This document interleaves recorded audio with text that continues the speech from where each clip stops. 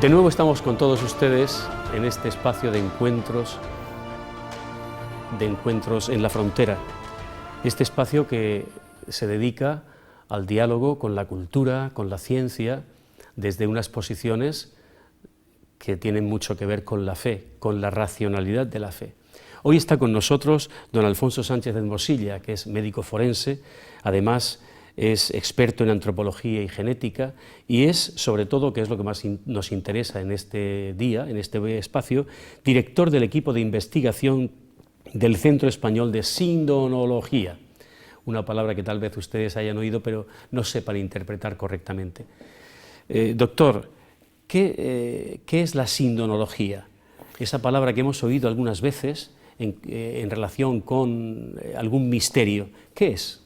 Sindonología procede de dos vocablos de lenguas clásicas, griego, concretamente sindon, que significa sábana, y logía, conocimiento, y en principio pues fue una rama del saber humano que se dedicó exclusivamente a la investigación de la sábana santa de Turín, o síndone de Turín, y luego por extensión pues se ha ido aplicando a otras reliquias que la ciencia ha puesto... Que tienen que ver con... Efectivamente, con esta que tienen reliquia relación con el cuerpo físico, con el cadáver más bien de Jesús de Nazaret, y que pues en este caso estaríamos hablando en concreto del sudario de Oviedo, que se custodia en la Catedral de Oviedo en estos momentos, y también lógicamente por extensión estarían incluidos, en el caso de que se demostrase su autenticidad, pues los clavos, la lanza, todos estos objetos que tradicionalmente se han atribuido a la pasión de Jesús de Nazaret.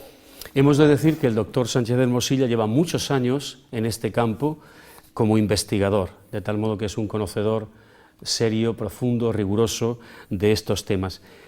Pero tal vez para nuestros espectadores, para que encuadren un poco el tema que hoy vamos a desarrollar y que tiene mucho que ver, insisto, con la ciencia y de la fe, y con la fe, el origen de todo es la muerte y la resurrección de Jesucristo, ¿no es así? Efectivamente. Y de este momento álgido de la historia, fundamental de la historia, nos ha quedado una reliquia insigne que es la síndone, que está en Turín, la sábana santa. Díganos brevemente, antes de empezar con el tema que nos va a ocupar hoy, que es el sudario de Oviedo, ¿qué es la síndone? ¿Qué verosimilitud tiene? En dos palabras o en la medida de lo posible.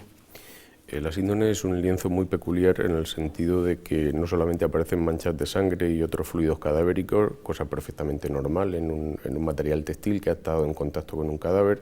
Lo verdaderamente llamativo es esa imagen tan conocida de todos de un ser humano, varón, perfectamente formado en cuanto a lo físico, pero dolorosamente y profundamente maltratado, ha sufrido una tortura tremenda y además en todo es compatible con lo que nos narran los evangelios que le ocurrió a Jesús de Nazaret.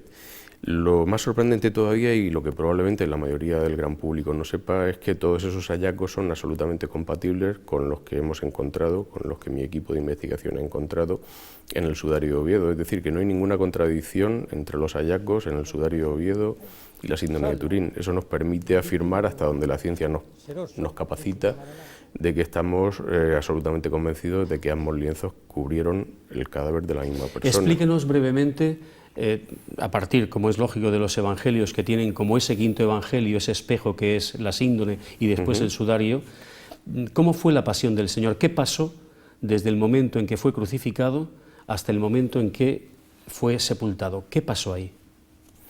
Pues antes de ser crucificado sufrió una tortura física considerable que le maltrató prácticamente todo el cuerpo, empezando por el rostro. Aquí hablamos de golpes contundentes, algunos probablemente administrados simplemente con las manos, otros posiblemente con algún instrumento, puede que esté implicado. Es verdad que el Evangelio de San bastón. Mateo nos dice que cuando Cristo contesta al sacerdote, tú lo dices, yo soy el Hijo de Dios, alguien se levanta y le da un golpe. Efectivamente, uno de los golpes es compatible haberlo recibido con un objeto cilíndrico, un bastón de un grosor de 5 centímetros aproximadamente. Hay una serie de marcas compatibles con flagelación, con un tipo de flagelo muy utilizado en el mundo romano, el flagrum taxillatum, que dejaba unas marcas muy específicas y muy significativas y que aparecen incluso en el sudario de Oviedo. Hay una marca que se atribuye al mismo tipo de flagrum. Todo esto antes de la crucifixión. En la crucifixión pues es una muerte verdaderamente horrible. El que haya tenido un problema de asfixia simplemente nadando en el agua se puede imaginar lo que supone estar horas y horas asfixiándose, con una muerte absolutamente lenta, agónica, espeluznante. Por eso lo reservaban los romanos para los peores condenados. Y bueno, teníamos un vacío de información, puesto que ni los evangelios ni los apócrifos nos decían qué había pasado después de la crucifixión. Simplemente nos hablan de que se produce la muerte, se supone que hay un por supuesto que descendimiento. hasta incluso el enterramiento del Señor se nos habla del sudario. Aparece Sí. en muchos momentos del Evangelio. Las mujeres que van al sepulcro ven Juan y el apóstol Pedro, entran al túmulo sepulcral y ven las sábanas. Sin embargo, lo que nos estás diciendo no aparece en los evangelios. ¿Qué ha pasado? Efectivamente. No se revela, no aparece en los evangelios. Cuéntenos entonces qué ha pasado después de la pues lo de la que ha muerte de pasado Jesús. nos lo ha revelado el estudio criminalístico que se ha hecho sobre el sudario de Oviedo, puesto que esta información, parte de ella muy posiblemente esté en la síndone de Turín, pero por desgracia ningún forense en los últimos 40 años ha tenido acceso a la síndone con la tecnología moderna, con los conocimientos actuales. Por lo tanto, pues aunque suponemos que gran parte de esta información también estará en la síndone, no tenemos certeza absoluta. Podemos hablar de lo que hemos descubierto en el sudario de Oviedo. Háblenos antes, porque nuestros espectadores tal vez no sepan qué es el sudario de Oviedo, cuál es su historia, qué importancia tiene. ¿Nos puede hablar de...? El sudario de Oviedo es un lienzo de proporciones mucho más reducidas que la síndone de Turín. Estamos hablando de unos 84 por 54 centímetros aproximadamente, confeccionado en un material muy similar, lino, y aquí no hay imagen de ningún tipo, simplemente aparecen una serie de manchas de sangre y fluidos cadavéricos sobre los que se ha hecho la investigación, que continúa, por supuesto, puesto que hay mucho que investigar y probablemente habrá para muchas generaciones de investigadores. A diferencia de la síndone, que sí, que aparece el negativo de la imagen de Cristo revelada en lo que es el sudario. ¿Por qué no aparecen las imágenes tal como aparecen en la Santa Síndone? ¿Por qué no aparecen imágenes en el sudario? Pues muy y sí sencillo, en la síndone. porque el sudario le fue quitado del rostro a Jesús de Nazaret justo cuando fue amortajado con la síndone de Turín. Es decir, que en ningún momento tuvo los dos lienzos de forma simultánea puestos sobre su cuerpo. O sea, no tuvo el sudario y la síndone al mismo tiempo. Efectivamente. De hecho, hay algún dato que confirma esta realidad, ¿no? Y es que San Juan ve la síndone, ¿no?, sobre el lecho de piedra sobre el que había reposado el Señor, y sin embargo el sudario dice que lo ve en un sitio aparte. En ¿no? lugar aparte, efectivamente, eso es lo que nos cuenta en su Evangelio. ¿Qué pasó entonces desde que el Señor fue bajado de la cruz hasta que fue depositado en el sepulcro? Pues evidentemente hubo un descendimiento. Durante todo este proceso no sabemos exactamente cuánto tiempo estuvo muerto hasta que se le puso el sudario sobre el rostro. Sí sabemos con certeza que ya era cadáver cuando se le puso, y lo conservó puesto minuciosamente cosido al cabello. Minuciosamente cosido, con más de 50 puntos. ¿Y eso se ha averiguado científicamente? Sí, están las puntadas, incluso hemos recuperado parte de los hilvanes, parte de los fragmentos de hilo, hemos podido hacer incluso un estudio textil de los mismos. Y sorprendentemente era un hilo muy especial, era algodón, y además no estaba tejido en Oriente Medio, puesto que la manufactura era completamente diferente. Era un material que solo podía estar al alcance de una persona pudiente, o sea que tiene su interés. Sí, José de Arimatea, que era un hombre rico, por ejemplo, que tenía a su disposición su tumba personal todavía nueva, según dice el Evangelio, y o sea que bajaron el cadáver del Señor. ¿Y por qué le pusieron por muchos motivos. Ese síndone? Primero porque, según las creencias judías, el simple hecho de estar muerto, el inicio de la rigidez cadavérica hacía que se produjese una efusión de sangre y otros fluidos por boca y nariz y se cayera al suelo, perdiéndose de forma definitiva. Los judíos, incluso a fecha de hoy, creen que el alma reside en la sangre y que si un cadáver no conserva gran parte de la sangre, cuando es enterrado no va a poder resucitar. Así que era una forma de asegurarse de que esa persona iba a poder resucitar en el mundo futuro. Por otra parte, pues también se intentaba evitar, una vez que ya era cadáver, que se había cumplido la sentencia judicial, pues ya no había por qué continuar ofreciendo aquel espectáculo, sobre todo para los familiares, pues un gesto piadoso de ocultar ese rostro que estaba en bastante malas condiciones, o sea que se perseguían dos fines. Sí. Se le cubría con el sudario y en este caso se cosía cosido minuciosamente para evitar la pérdida de fluidos y para el traslado. Que no se moviera, que no se cayera. Estaba tan minuciosamente cosido, con más de 50 puntadas al cabello y a la barba, tan minuciosamente cosido que, a pesar de todas las manipulaciones que sufre el cadáver, hablamos de descendimiento, de traslado, de meterlo en el sepulcro y ahí finalmente retirarlo, rompiendo los hilvanes, evidentemente, pero minuciosamente, no hablamos de tirón, hablamos en todo momento de una minuciosidad, a pesar de la prisa que se supone que había, puesto que era la vigilia de la Pascua y había que terminar pronto, antes de que anocheciera, pues a pesar de todo se tomaron su tiempo y fueron absolutamente respetuosos y minuciosos. Bueno, pues repito, durante todas estas manipulaciones, este traslado por un terreno irregular, con lo difícil que es transportar un cuerpo para quien haya tenido esa experiencia, bueno, pues a pesar de todo las manchas no están emborronadas, o sea que eso nos habla a favor del buen trabajo que hizo la persona que cosió minuciosamente el sudario a la cabellera y a la barba del cadáver. ¿Se corresponde en la síndone con el sudario? Totalmente, se corresponde en las proporciones antropométricas del cráneo y del rostro. Hay una concordancia absoluta hasta donde hemos podido descubrir, y no solo eso, no solo el rostro, sino incluso las lesiones. Lógicamente las manchas de sangre no pueden ser iguales, es una cuestión de pura estadística. Claro. Los varones que nos afeitamos con maquinilla, con cuchilla, lo sabemos perfectamente. Cuando nos cortamos nos ponemos un cleaner, nos ponemos otro, las manchas no son iguales, pero si medimos la distancia que hay cuando ha habido varios cortes entre ellos, la distancia es exactamente la misma. Bueno, pues ocurre lo mismo con la síndone y con el sudario. Lo verdaderamente importante es que la distancia entre las heridas coincide plenamente. Y estamos hablando de muchas heridas, o sea que la probabilidad estadística es remota. Pero es que además las manchas se parecen, no son idénticas, lógicamente no podrían ser idénticas. Si fueran idénticas, el primero que pensaría en una falsificación soy yo, evidentemente. Pero son bastante parecidas, cosa que no deja de sorprender. Y luego también me imagino que el movimiento, la oscilación de la cabeza en los traslados, lógicamente la sangre tendría sus variaciones, como es lógico. Sí, eso influyó en la forma de fluir la sangre, por eso nos ha permitido reconstruir qué ocurrió, una información que ni estaba en los evangelios ni estaba en los apócrifos. Nos ha permitido reconstruir qué ocurrió y más o menos establecer unos tiempos, cuánto pudo durar el traslado, cuánto pudo estar con el sudario. ¿Tenemos acceso a esa información? Sí, sí, en estos momentos calculamos que el sudario lo tuvo mientras estuvo crucificado en posición vertical alrededor de 2 horas. El traslado pudo durar alrededor de un cuarto de hora, a pesar de que la distancia es corta, pero repito, es que es complicado, un cadáver ensangrentado, resbaladizo, corpulento, del volumen que tiene. Efectivamente, un terreno irregular, una rampa bastante pronunciada, como era la del Gólgota, en fin, unas situaciones bastante complejas.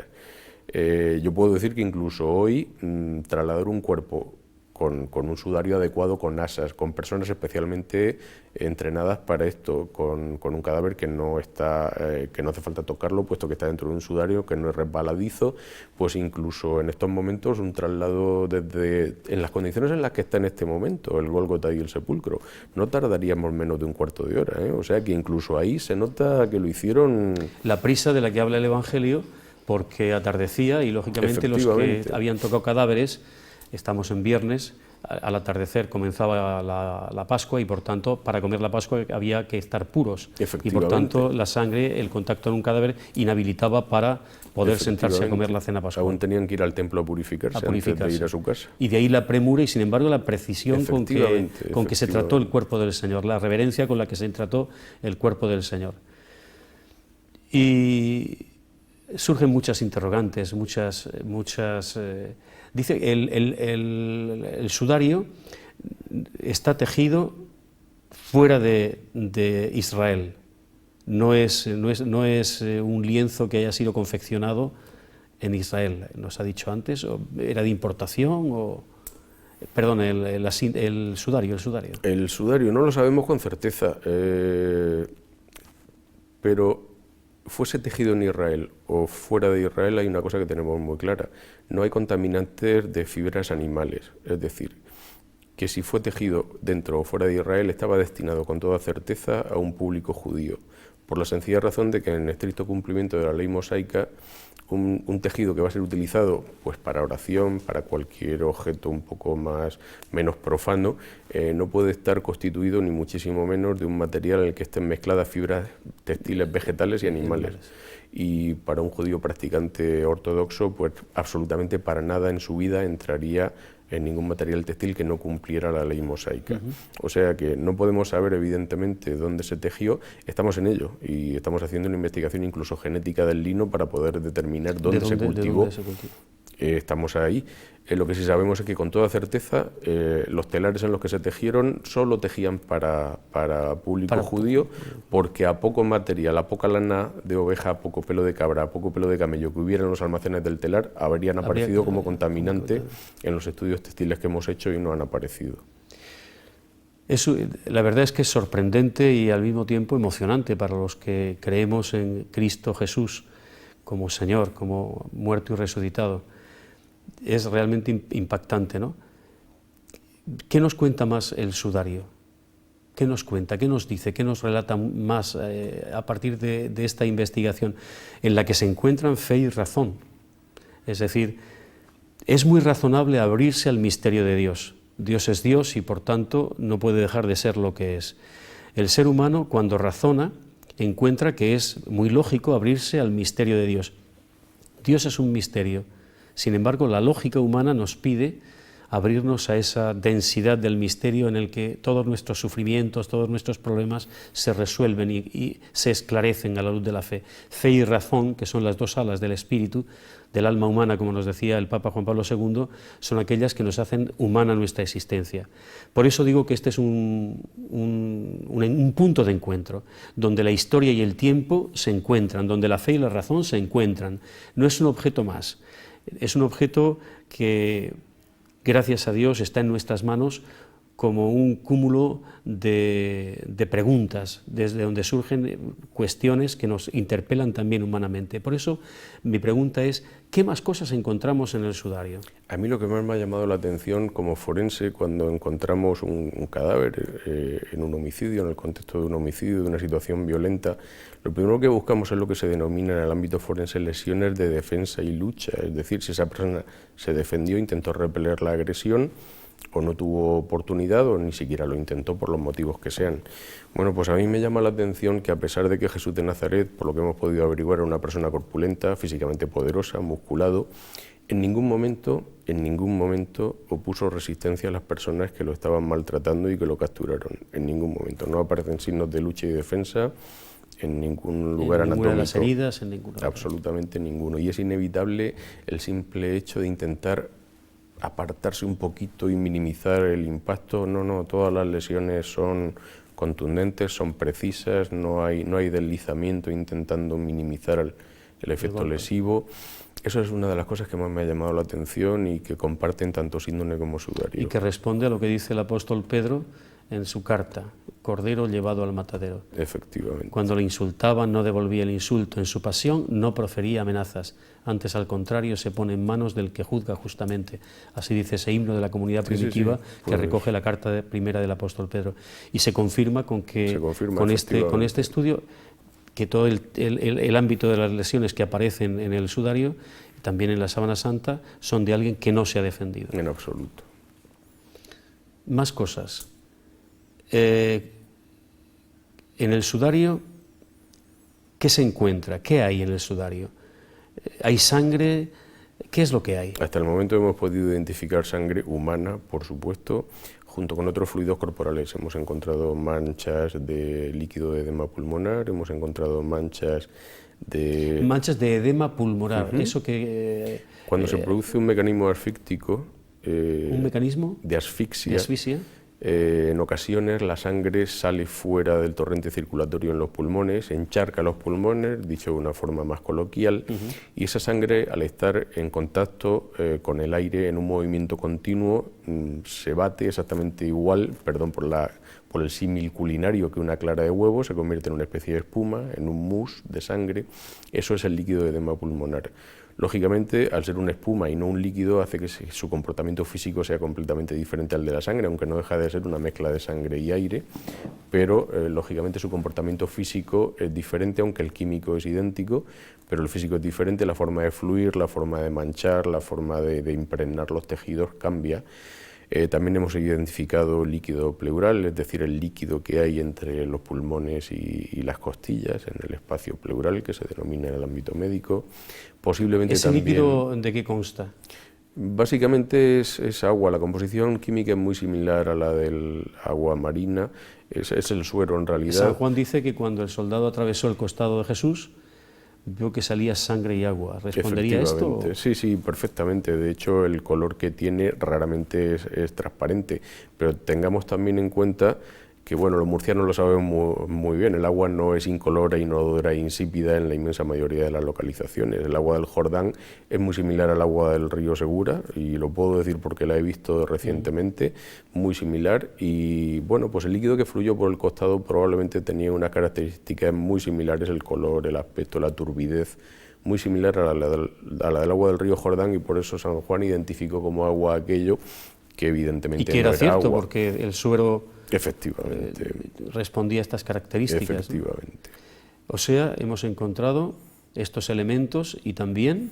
También hay manchas que tienen un componente importante de saliva y de mucosidad procedente de vías respiratorias.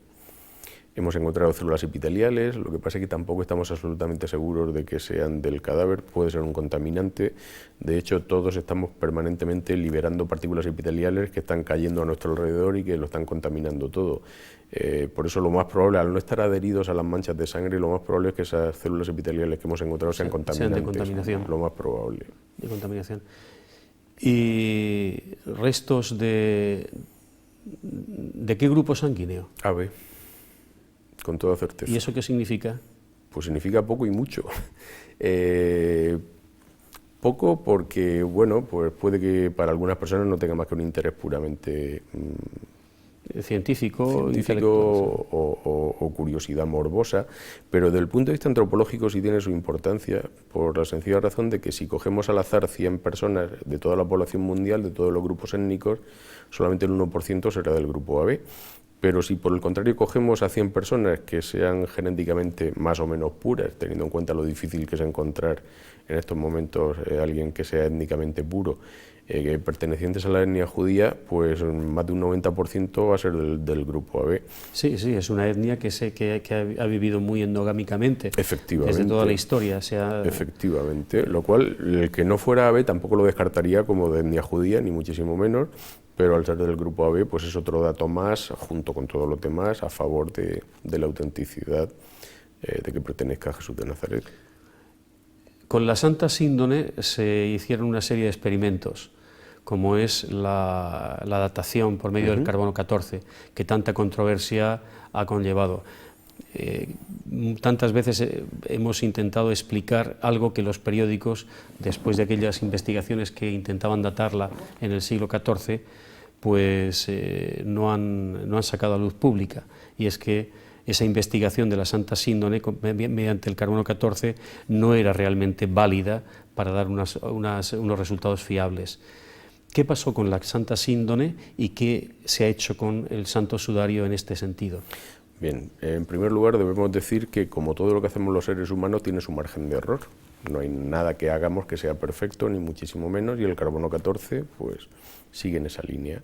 Es decir, el carbono 14 tiene su margen de error, como saben perfectamente los físicos y los arqueólogos. De hecho, con frecuencia, y sobre todo en material textil, es donde más índice de error hay. Estamos hablando de un 25-30% de error.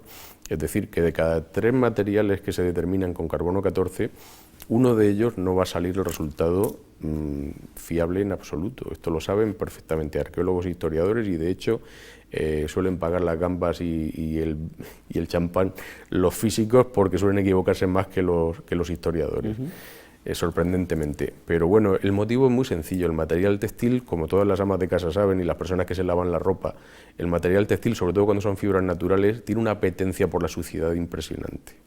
E incluso a fecha de hoy no hay un método de limpieza estandarizado para material de carbono 14 que limpie completamente el material textil de todas las impurezas que ha ido absorbiendo durante todo el tiempo de vida del material textil. Lógicamente, si este material ha estado 2000, 3000 años enterrado, ha estado expuesto a menos cosas que estas reliquias que han estado expuestas permanentemente al culto, a los besos, a ponérselo a encima, las velas, al humo de las velas, a todo, absolutamente a todo. O sea, que hay una contaminación añadida que los tejidos han absorbido y que no podemos limpiar satisfactoriamente en estos momentos. Además, hay un crecimiento de una serie de microorganismos, es una de las líneas de investigación que llevamos en este momento. No estoy autorizado a desvelar gran cosa, porque la persona que lo lleva me pide casi sigilo sacramental con este tema, simplemente lo que voy a comentar a continuación. Es decir, que tenemos identificados un montón de circunstancias que han modificado el cómputo de carbono 14. Estamos hablando en concreto del sudario de Oviedo, puesto que nosotros también, lógicamente, hemos hecho la determinación de carbono 14, y no una, sino 3 veces, para estar seguros de que no había ningún error en la técnica. Hablemos brevísimamente del sudario y pasamos a de la síndone, y hablamos a continuación, que es lo que nos interesa, del sudario, que es el objeto de su investigación. La prueba del carbono 14, que se hizo hace ya bastantes años con la Santa Síndone de Turín, se ha revelado como ineficaz para datar la edad de la síndone, precisamente por lo que nos acaba de decir, los problemas que tiene a través de ese sistema la datación de un tejido que ha estado sometido a tantísima exposición, ¿no?, a tantísimo contacto humano y ambiental. Pasamos entonces ahora al objeto de su investigación, que es el sudario. ¿Se ha sometido también a la prueba? Háblenos de esto. Pues la síndone salía una datación entre los siglos XII-XIII, y el sudario de Oviedo en las 3 ocasiones ha salido siglo VII. Siglo VII. Es decir, que si contuvo el rostro de la misma persona, pues evidentemente está claro que al menos una de las dos falla, probablemente las dos. De hecho, nosotros lo hicimos a conciencia, sabiendas de que iba a salir un factor bastante distorsionado. Debido a la contaminación a la que habían sido sometidos durante todo el tiempo. Efectivamente. Porque luego la contradicción está en que el análisis palinológico te da que son tejidos que responden a una determinada época, que responden a la época en la que se confeccionaron, ¿no? En el siglo I, en comparación con otros tejidos de la época que se han descubierto en otros enterramientos y en momias, etcétera, ¿no? Es decir, que hay una especie de contraste, y sin embargo la razón está en la que nos acaba de decir, es decir, que esa prueba del carbono 14, según nos ha dicho, no es fiable a la hora de ser aplicada a esto, ¿no? El material textil muy contaminado no es fiable. Sigamos con lo que nos estaba diciendo, que le he interrumpido, la diferencia entre el siglo XII y el siglo VII. Nosotros siempre hemos dicho que si hubiera salido siglo I, los primeros que no nos lo creíamos éramos nosotros. O habían hecho mal la técnica, o el tejido era mucho más antiguo de lo que nosotros pensábamos, porque sabemos que esta contaminación rejuvenece desde el punto de vista del carbono 14 el tejido. O sea que nosotros ya partíamos de esa premisa, así que no nos sorprendió en absoluto que fuera del siglo VII, y aunque algunas personas pues se desmoralizaron un poquito, para nosotros fue una noticia magnífica, porque si hubiera salido del siglo I, repito, es que era más antiguo, ya no podía pertenecer a Jesús de Nazaret. Y si hubiera salido del siglo XII, pues corroboraba un poco una sospecha, que además pues tampoco nos hubiera valido mucho, porque al ser reliquias que han estado en lugares diferentes, que han pasado episodios diferentes, incendios diferentes, una voladura a principios del siglo XX en el caso del sudario de Oviedo, pues el que a pesar de todas esas circunstancias diferentes hubiera salido el mismo siglo, pues la verdad es que nos habría dejado bastante descolocados. Para nosotros fue una noticia magnífica que saliera el siglo VII, porque era una confirmación, a pesar de que visto matemáticamente, sí, pero se explica perfectamente. Efectivamente. Pero hay otra prueba que sí que se hizo con la Santa Síndone, que es desconcertante y al mismo tiempo muy clarificadora, que es la polinología. El estudio del polen que aparece en la Santa Síndone nos retrotrae a plantas que existían en tiempos de Jesús y con las cuales está contaminado la Santa Síndone. ¿Se ha hecho también ese estudio de la polinología? Por supuesto. ¿Y qué aparece seguimos en este avanzando en esa línea. ¿Y por dónde van en este momento la investigación? Pues como era de esperar, hay una coincidencia importante en las plantas que proceden de Jerusalén, del entorno de Oriente Medio, y sorprendentemente el polen más abundante es de esta zona, que es donde menos tiempo estuvo. sorprendentemente. Lógicamente hay polen, en el caso del sudario de Oviedo, hay polen, mucho polen europeo, mucho polen del Mediterráneo y evidentemente mucho polen del norte de España. O sea que toda la trazabilidad histórica se confirma con los hallazgos de polen completamente. Y hay una cosa que nos llamaba mucho la atención. Sorprendentemente, la forma de reproducirse las plantas básicamente son dos, o a través del viento con el polen que dispersa hasta las flores, o utilizando insectos, y sorprendentemente el polen más abundante es el que utilizaba insectos para transportarse, de diferentes plantas, todas ellas, pero casi todas que utilizaban insectos para transportarse, y nos sorprendía mucho que fuese más abundante el polen entomófilo, que es como lo denominan los botánicos, que el anemófilo. Hasta que, bueno, pues nuestra bióloga ha elaborado una hipótesis, que lógicamente es una de las muchas líneas de investigación que llevamos en estos momentos. Ella considera que casi todos esos polenes han llegado allí no transportados por insectos, ni por el viento, ni por circunstancias rarísimas, sino que además de utilizar aloe y mirra, como lo narran los evangelios, probablemente se utilizaron otro tipo de ungüentos, otro tipo de productos que contenían todas estas plantas, porque sorprendentemente casi todos estos polenes son de plantas aromáticas. Quiero decir, los que proceden del entorno de Israel y de Oriente Medio. Casi todos los pólenes presentes... Que eran las sustancias con las que se confeccionaban los óleos, los perfumes, con los que se ungen los cadáveres según la tradición hebrea. Efectivamente. Y su hipótesis es que probablemente estos pólenes llegaron ahí precisamente formando parte de estos ungüentos, porque además de otra manera se habrían desprendido con el paso del tiempo. Si hubiese llegado por el viento, por los insectos, como su fijación no es muy sólida y ha sido pues muy maltratados ambos lienzos. Pues, sin embargo, con la mirra y el aloe... parece que entonces que sí, que están ahí... Sí, pero porque se han adherido a la sangre. Porque se han adherido a la sangre. Efectivamente. Primero estaba la sangre, luego aloe y mirra, al estar ligeramente humedecido se absorbió, se fijó y por ese motivo son detectables hoy en día. La presencia de aloe y mirra fuera de las manchas de sangre es excepcional porque se ha caído, seguro que había en su momento, pero al no estar firmemente adherido, pues con el paso del tiempo y de las sacudidas y del movimiento se ha desprendido. Tenemos es verdad que es un enigma, pero que además es, para los que sabemos que Cristo ha resucitado, es un gozo el saber que tenemos un testimonio que se puede tocar, que se puede ver, que se puede palpar. ¿Se puede hacer el recorrido histórico, el por qué lo hemos encontrado en la Cámara Santa de Oviedo? Sí, no es ninguna sorpresa.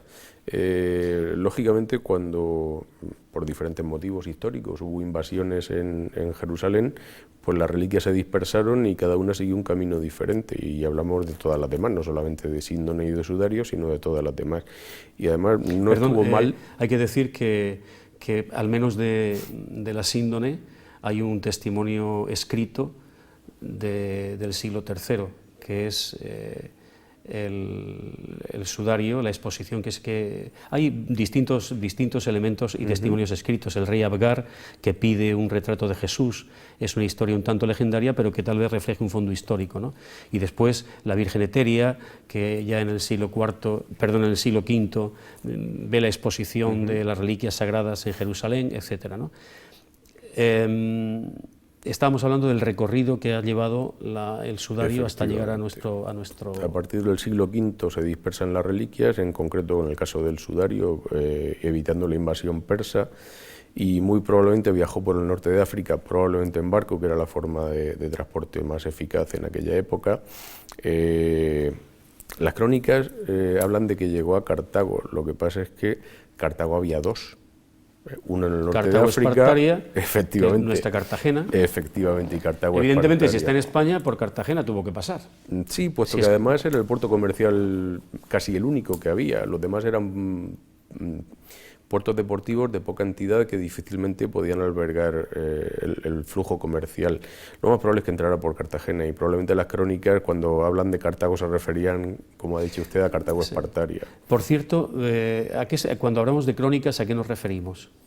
Pues nos referimos a una serie de documentos. Yo en este tema es en el que menos sé, lógicamente.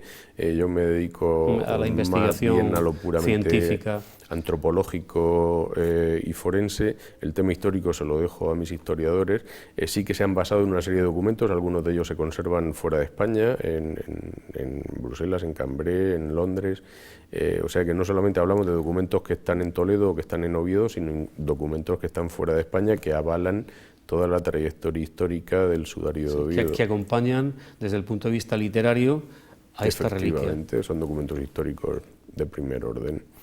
Desde Cartagena viajó a Sevilla, de Sevilla a Toledo, finalmente con las invasiones árabes, pues huyendo un poco de los árabes, llegó a Oviedo y es donde se conserva hasta estos momentos. Es decir, que hay una lógica, y todo esto tiene su reflejo también en el examen polinológico de la... Sí, efectivamente, hay polen de todas estas localizaciones geográficas. Es decir, se puede hacer la reconstrucción del itinerario que ha seguido a lo largo de los siglos, ¿no? Perfectamente.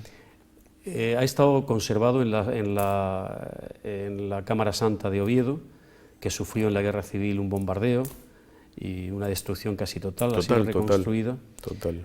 ¿Eso afectó al...? Sí, afectó y bastante. De hecho, cuando uno ve las fotografías, que bueno, pues se pueden encontrar en internet perfectamente, la voladura destruyó completamente la Cámara Santa y cuanto contenía.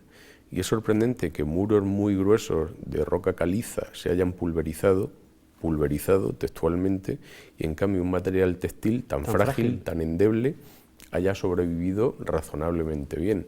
Eso sí, ha pagado un precio, está muy contaminado con material calcáreo, con caliza procedente de la Cámara Santa, que nos ha dificultado muchísimo la investigación porque en su composición química es muy similar a la que podemos encontrar en Jerusalén, y nos ha dificultado muchísimo el diferenciar qué era contaminación y qué era polvo calizo originario de Jerusalén. La gruta en la que fue, en estos momentos ya estamos en condiciones de diferenciarlo. De la caliza de un sitio y la caliza de otro. Hasta ese punto la ciencia puede investigar las características de esos dos tipos de contaminantes. Sí, uno de los últimos hallazgos precisamente de los químicos que están investigando en Oviedo con este tema, pues han podido diferenciar la composición química, no solamente tiene carbonato cálcico, sino que hay otros elementos en forma muy minoritaria. Bueno, pues han podido diferenciar cuál procede de Oviedo y cuál procede de Jerusalén. O sea que... Sí. Lo que tal vez, y vamos a ir terminando, pero lo que tal vez más les impresione a los que nos están viendo es la sangre del Señor. ¿Se ha conservado algo? Mucho. Veo que le ha sorprendido la respuesta. Muchísimo. Mucho. La verdad es que se ha perdido también mucho. Estamos convencidos de que en origen, por lo menos el sudario de Oviedo, que es del que podemos hablar con propiedad, ha perdido gran parte de la sangre y de la información que contenía, pero a pesar de todo, a fecha de hoy aún conserva bastante. ¿Qué nos dice esa sangre? Pues nos habla de una persona que falleció de una forma absolutamente dolorosa y espeluznante, y que no se defendió. El ADN.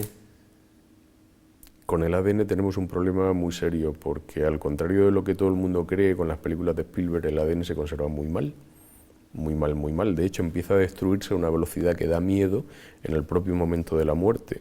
En cuanto se produce la muerte, se acidifica el pH de los fluidos del cuerpo y el ADN empieza a destruirse a una velocidad impresionante, cada vez más rápido. Con el paso, incluso en las mejores condiciones, incluso en congelación, se sigue destruyendo el ADN. Y si no hay congelación, sino que por el contrario hay exposición a la luz, a todo tipo de efectos adversos, pues el ADN se destruye rapidísimamente. En el ámbito de arqueología, todo lo que tiene más de 500 años se denomina ADN antiguo. Y aquí, si no estamos equivocados, estamos hablando de 2000 años, es decir, 4 veces más de lo necesario para ser considerado ADN antiguo. En estos momentos el ADN que se conserva, que lo hay, lo que pasa es que está tan deteriorado, son fragmentos tan pequeñitos que no hemos sido capaces de descubrirlo con los medios que había en el año 2002, Sí que es verdad que la ciencia ha avanzado mucho y que, bueno, pues ahora mismo se podría volver a intentar y probablemente sí que encontraríamos algo más significativo. No hemos encontrado grandes fragmentos de ADN nuclear, del que aparece en el núcleo, pero sí hemos encontrado fragmentos bastante interesantes y significativos de lo que se denomina ADN mitocondrial. Dos últimas cuestiones que son importantes. Metodología que está siguiendo, instrumental, método, y también qué retos presenta para el futuro este sudario con el que fue envuelto el rostro del Señor desde el traslado de la cruz hasta el sepulcro. Esas dos cuestiones, la metodología y los retos. La metodología es la estrictamente forense, es el protocolo de investigación que seguiríamos con cualquier objeto textil que apareciera involucrado en un homicidio, en una violación, en cualquier delito. O sea que esto está perfectamente estandarizado y sobre eso no hay ningún problema, hay suficiente bibliografía. ¿La Universidad Católica ha puesto algún instrumental? Efectivamente. ¿Qué es lo que ha aportado a ese estudio científico en cuanto a instrumental? Pues ha aportado un microscopio electrónico de barrido que en su género no solo es único, sino que es lo que la tecnología en estos momentos es el último grito. No hay en estos momentos nada más adecuado desde el punto de vista de la óptica, que no es óptica en realidad, va más allá, utiliza electrones en vez de fotones. Estamos utilizando tecnología punta en estos momentos para este tipo de investigación. Los retos, pues que a pesar de todo de que estamos utilizando tecnología punta, la tecnología no está lo suficientemente avanzada como para conseguir desgranar la información que todavía reserva. ¿Qué informaciones? A eso me refería como parte de esta segunda pregunta. ¿Qué información reserva todavía? ¿Qué cosas se le pueden preguntar todavía al sudario de Oviedo?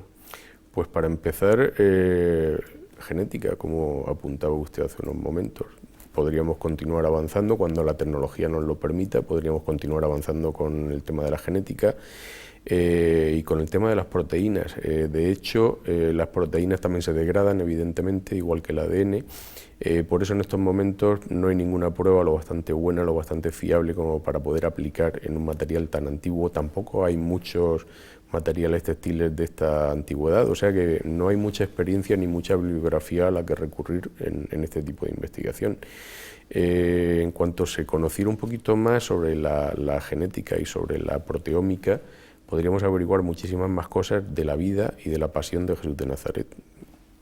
Incluso su nutrición, de qué se alimentaba, en qué lugares estuvo, todo esto se podría concluir, repito, cuando la tecnología esté a punto, que todavía no lo está. Bien, es sorprendente, la verdad es que es fascinante este tema que reta a la razón y reta a la fe. La fe se confirma y la razón encuentra más motivos para creer. Y la verdad es que esperamos mucho de las próximas investigaciones. La verdad es que es algo fascinante, algo realmente increíble, ¿no? El que el Señor se haya guardado, se haya reservado para estos tiempos de incredulidad, estos documentos que son como un quinto evangelio. Si a Tierra Santa se le llama el quinto evangelio, los paisajes que contempló el Señor, las luces de la tarde y del amanecer, si los lugares que pisó son para nosotros el quinto evangelio, el lago de Tiberíades, la roca en la que posó su cadáver, también es un quinto evangelio, como no, la Santa Síndone y por supuesto el Santo Sudario, que nos revela todavía muchísimas sorpresas. Doctor Sánchez Hermosilla, muchísimas gracias por esta bellísima y profunda e interesantísima alocución, esta disertación, este estudio que nos ha presentado, y le auguramos muchísimos éxitos en este proceso suyo de investigación, que, como digo, servirán mucho para la fe y para la razón. Pues hasta aquí hemos llegado en este espacio.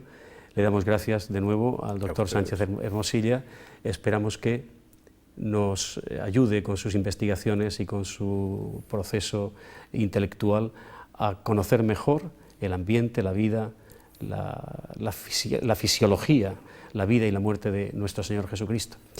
Pues hasta un próximo encuentro. Esperamos que esto tenga un seguimiento. Esperamos que después de este primer plato que hemos degustado en este Encuentros en la Frontera, pues tengamos otra serie de investigaciones, otra serie de comunicaciones al ritmo de las investigaciones de este profesor que que trabaja también aquí en la Universidad Católica, junto con un equipo de investigadores que nos ofrecen, como digo, razones para creer y razones también para razonar en torno a la razonabilidad de nuestra fe. Pues hasta el próximo Encuentros en la Frontera. Muy buenas.